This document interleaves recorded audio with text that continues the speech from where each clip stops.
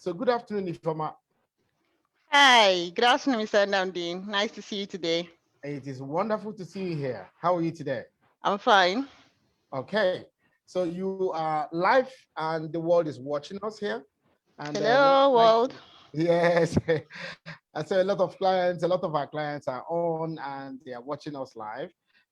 We want to know, I'd like to know exactly, you've had about 20 hours of training of French classes with me. Uh-huh. And what I'd like to know really is, did the training help you? If yes, how did it help you? Okay, so I'll give you a background of how I met Mr. Namdi and the academy, the English French Coaching Academy, EFCA. Thank you very much. Yeah, Yes. so I've been learning French, off and on like that. And I was scheduled to come to France to do my master's in data analytics. And it was always something optional.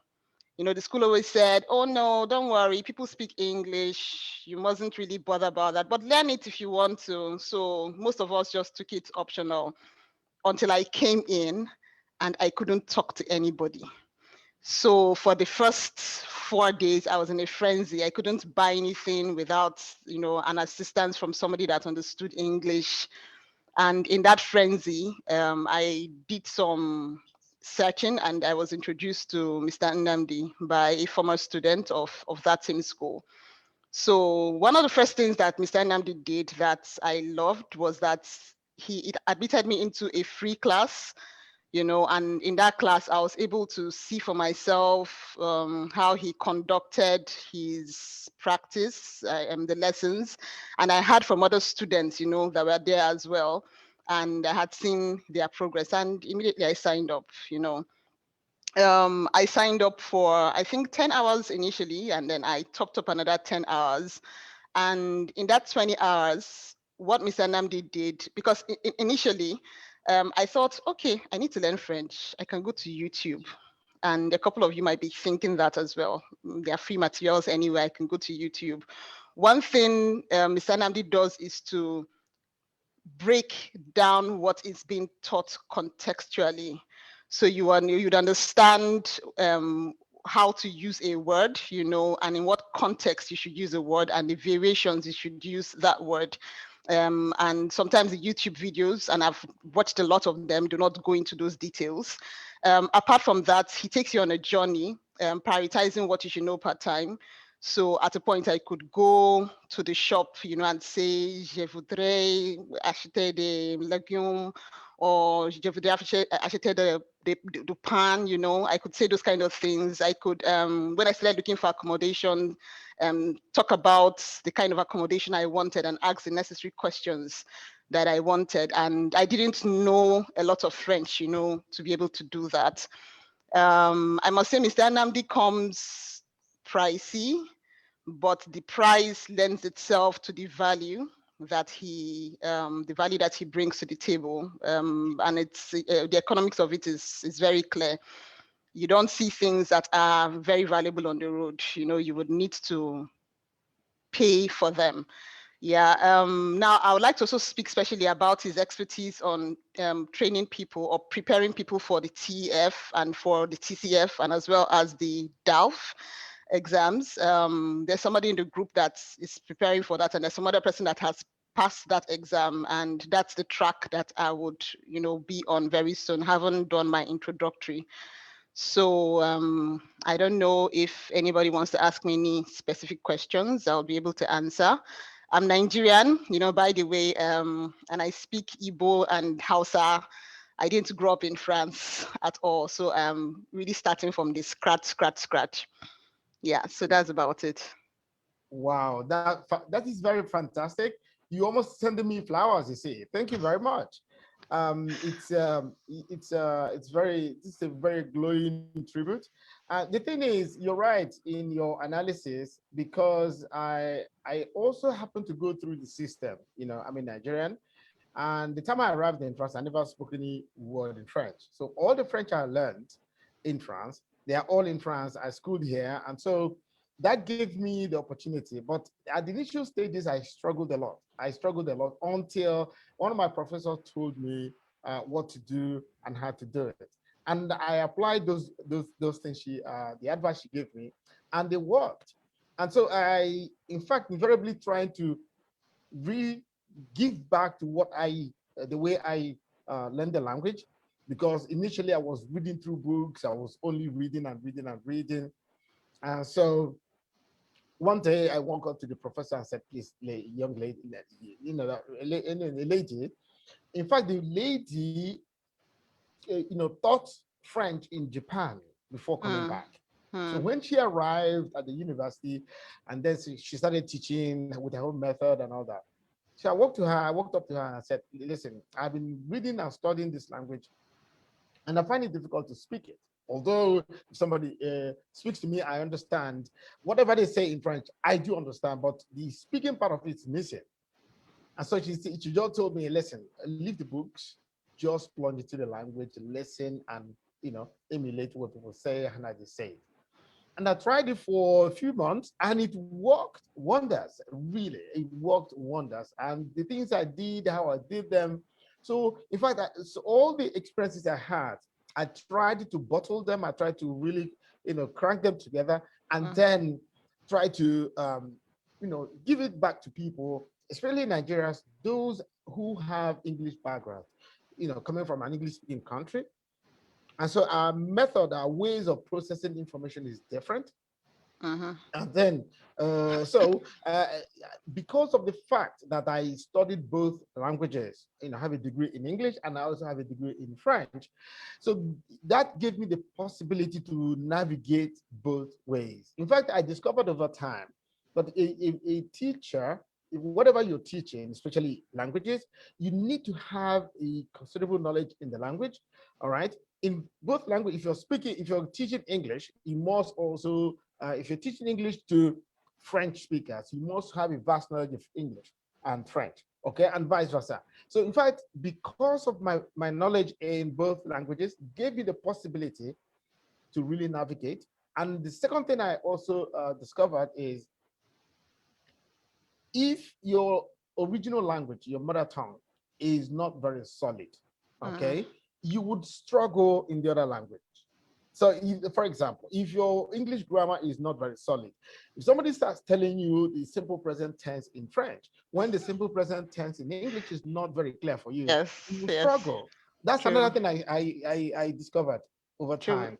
And so So I what want to I do, comment on yes, what you said about speaking, rather than reading and reading and reading a lot of the wordings, for a language. So I appreciate the fact that anytime we start our lessons, you start off speaking like I'm a French person. And in the first few lessons, I was like, what's this man saying? He knows that I don't understand this thing. But as I continue to, and one thing about the lessons, by the way, if it's important to anybody, is that we record them so the students can go over them, later on. And one day I was listening to something in French, whilst I was preparing to go to school, and I was surprised that after 3 or 4 weeks I could understand. Actually, when we started off, I just thought, let me just do it because I'm supposed to do it. I don't think I will learn this language, And I was surprised that when I had that piece, I think it was an article or something I was being read over right. YouTube or something. I could understand, I could pick out the words. I was like, wow, okay, this thing is working. I'm understanding it. And that is because you insisted on, speaking the language. Sometimes we have some of our sessions that are dedicated to only speaking. You would give me something to listen to, and I would tell you what I learned from it, and then you would give me the correct translation, and then I would speak it and speak it back to you. So that really helped. That really helped. Right. So again, thank you very much for making that also making that known to right. Give me something to listen to, and I will tell you what I learned from it, and then you give me the correct translation, and then I would speak it and I think there's a delay in the sound. Right. It's okay. It's okay. Right. So yeah, the whole thing is that language is a physical activity. All right. Language is physical. in the sense that the all right. Yeah, we're live, so everything happens here. Okay, so yeah, it's okay. It's okay now. Right. So what I was trying to say is that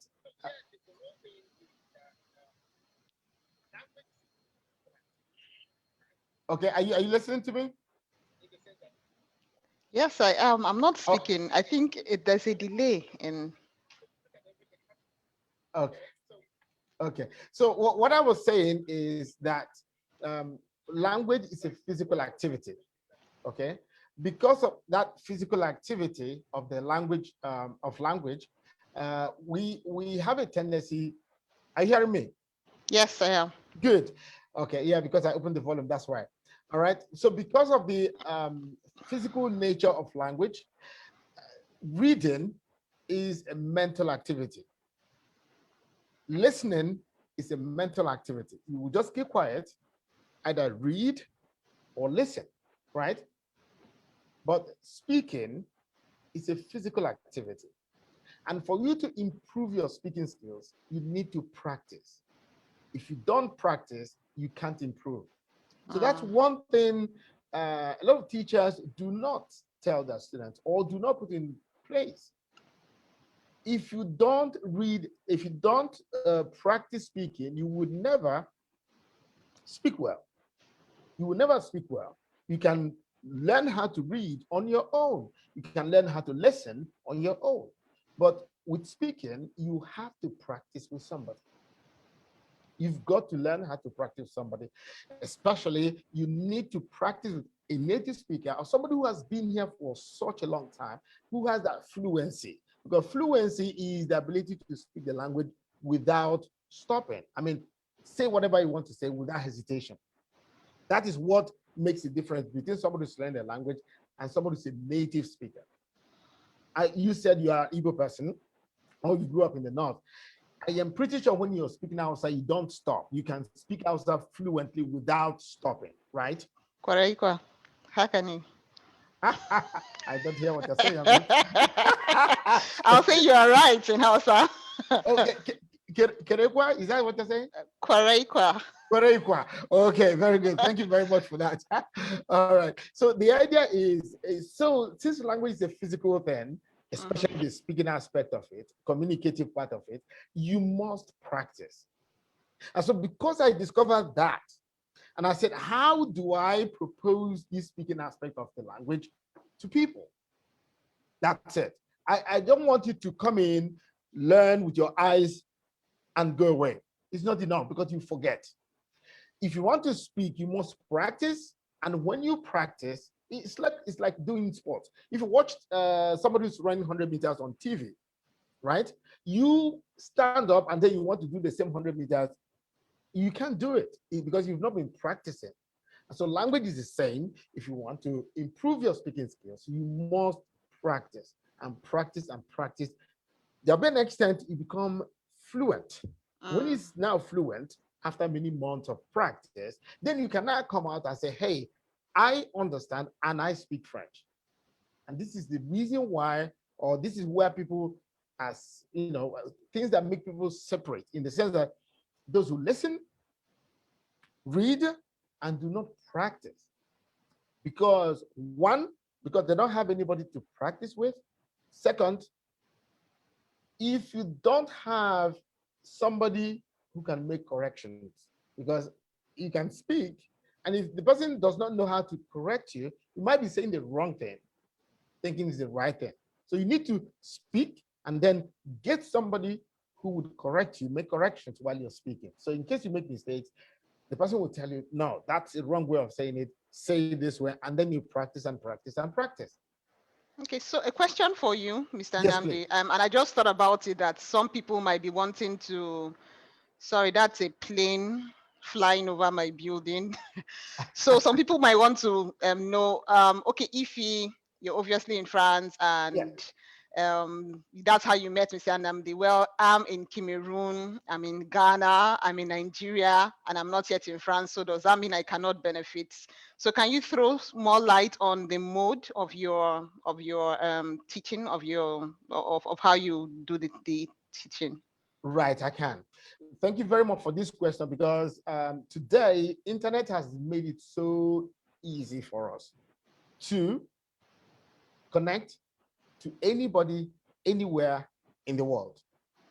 So my trainings are online most of the time because I can't be everywhere. It's impossible to be in Ghana, in Nigeria, in Togo, in Sierra Leone, in Gambia. It is practically impossible. But through internet, I can reach all these people anywhere they are. And Mm. then secondly, you learn in the comfort of your home or when the time is good for you. So we have flexible times. We can adapt to your time or your schedule.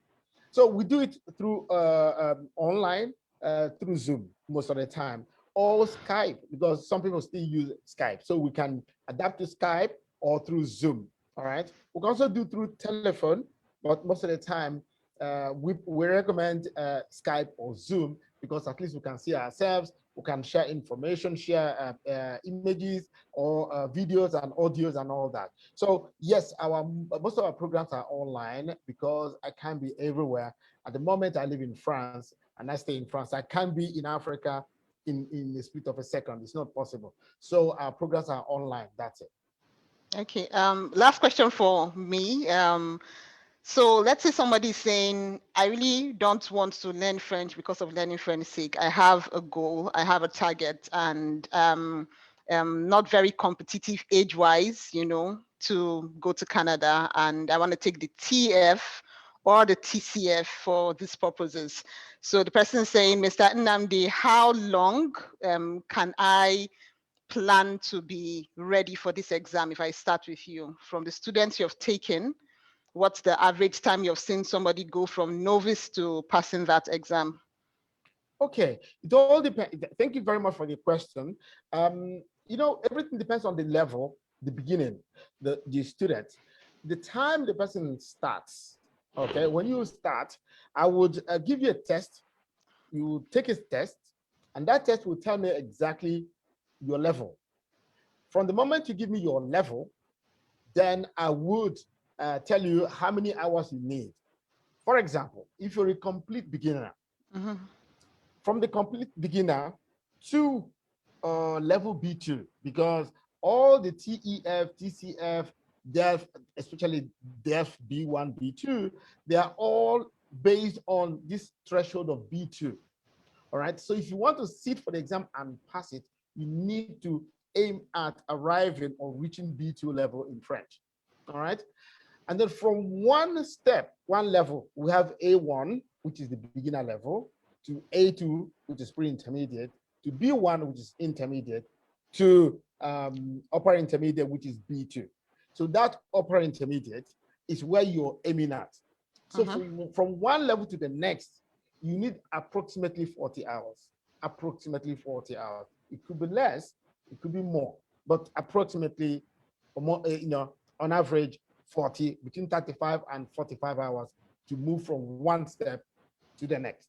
So I would tell you that you need like 120 hours to go from 0 to B2 level to get to, between 120 and 150 hours to really get set for the exam. So these are the number of hours through my method. Some people need more hours to get you to that level. But because I know what to focus on, because the TEF and TCF exams, there are specific areas they focus on. You need to do the reading, the writing, the listening, and the speaking skills. You need these 4 areas. And each of them have specific areas they focus on in the language. So my job is to take you down to those areas where you have to focus on and get set to do the exam and pass. All right. So that's the essence of it. So between 1 and 150 hours, you'll be set to do exam and pass. It's money back guarantee. I guarantee you from 0 to 150 hours, I'll prepare you to sit and pass the exam. That's interesting. That's interesting. That's it. Okay. Thank you. That'll be all Because from me. I know what you need, and that's my job to give it to you. Thank you. That'll be all for me. I don't know if. Okay. Thank you very, very much, Iphie. It's been a real pleasure talking to you. Thank you very much because it was also very pleasurable teaching you. I see a lot of students due to the nature of my job. I meet a lot of people. I meet a lot of ladies. I meet a lot of men, boys, young and old, whatever. But you are, I would say, you are one of a kind.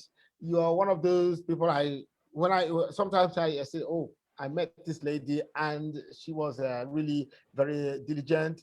You did your thing seriously, and that's very, very interesting to know Thank because you. it's one thing to focus on, you say, I want to do this, nothing to be serious about it. Okay. And so one thing that really I noticed in you, you are very serious. Each time we are together, you are there 100% with me. And that is very, very nice to know. And it was a pleasure having you as one of those many students I have. So thank you very much for your time. Okay. Thank you. And I'll be ready anytime you call upon me to help you one more time. Yes, and that'll be very soon. Oh, sincerely. Thank you very, very, very much, Ifeoma.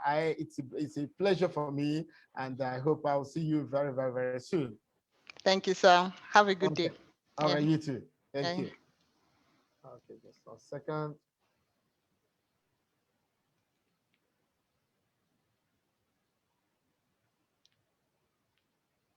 Okay, just 1 second.